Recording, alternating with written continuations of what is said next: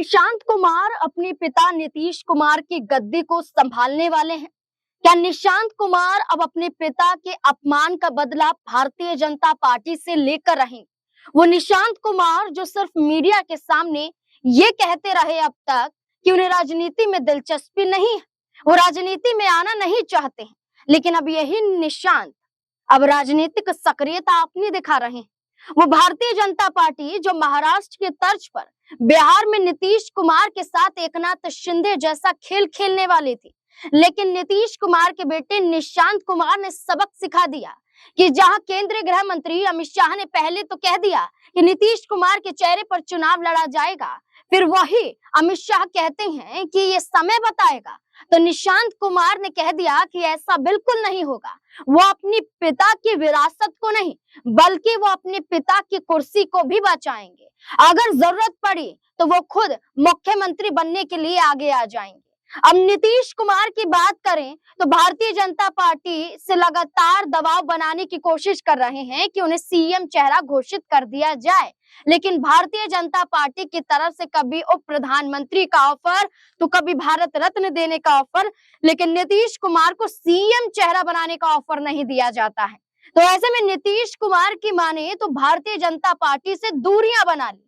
अब यही नीतीश कुमार के बेटे निशांत कुमार ने भी अपनी राजनीतिक सक्रियता को दिखाते हुए अपने पिता के नक्शे कदम पर चलने का दायित्व निभा लिया है।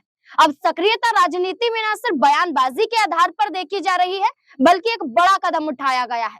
आपको तो याद होगा कि नीतीश कुमार जब घी सीधी उंगली से ना निकले तो उंगली टेढ़ी कर कर निकालना जानते हैं, और यही काम अब निशांत कुमार ने भी अपना लिया है। एक बड़ी खबर है, इस खबर पर जरा नजर डाल लेते हैं, जिसमें निशांत कुमार ने आखिरकार क्या किया। निशांत कुमार बीते दिनों बख्तियारपुर पहुंचे थे, जहां पर रिवर फ्रंट का उद्घाटन होना था। उस दौरान हमने देखा कि निशांत कुमार ने क्या किया।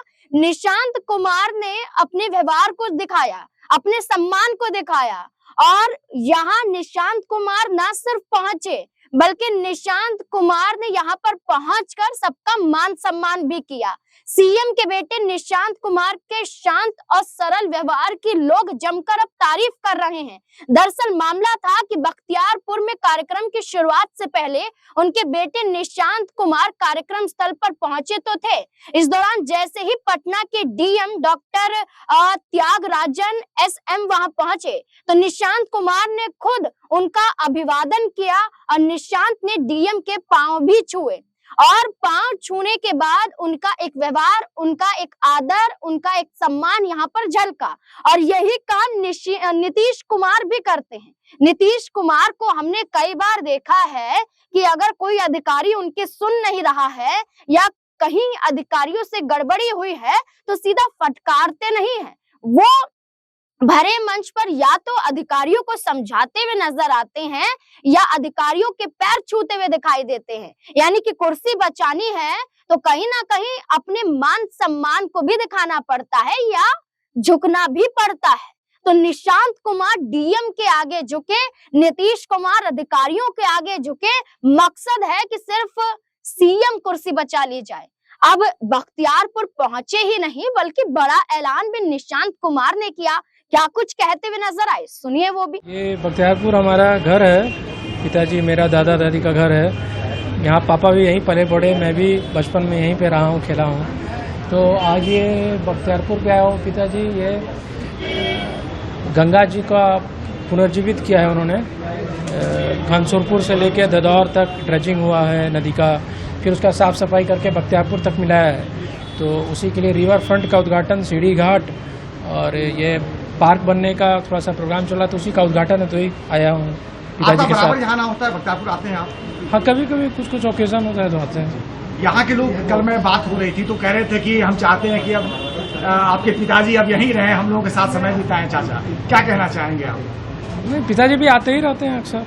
आपको लगता है कि अब मतलब कि एक राजनीतिक रूप से अगर वो छोड़ते हैं तो फिर ऐसा कुछ नहीं है, आते ऐसे भी आते रहते हैं, वो मिलते हैं यहाँ पे लोगों से। अब निशांत कुमार ने तो अपने पिता के चुनाव लड़ने को लेकर सहमति जताते हुए कहा कि इसमें कोई दोहराए नहीं है, वही चुनाव लड़ेंगे। लेकिन ये संकेत मिल गया कि बख्तियारपुर में जाने का मकसद सिर्फ इतना नहीं था, बल्कि इसके पीछे की रणनीति कुछ और थी।